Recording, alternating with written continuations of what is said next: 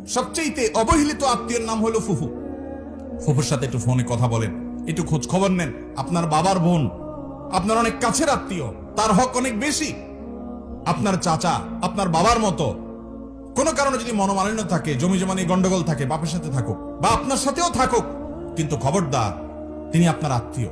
কিয়ামতের দিন বান্দার হক, মানবাধিকার সম্পর্কে যখন আপনাকে প্রশ্নের মুখোমুখি হবে, যেই মামলার নিষ্পত্তি আল্লাহ নিজেও করবেন না, ওই মানুষ থেকে মাপ নিতে হবে, সেই মামলা আপনি ধরা পড়ে যাবেন, তখন আপনি বিপদে পড়বেন। এই জন্য সেই সময় যেন আপনি মুক্তি পান, নাজাত পান, এই জন্য চাচার সাথে সম্পর্কটা ভালো রাখবেন।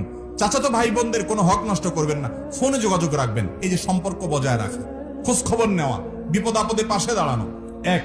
নাম্বার 2, দানের ক্ষেত্রে অন্য গরিবের চাইতে আত্মীয়দেরকে প্রায়োরিটি দিতে হবে।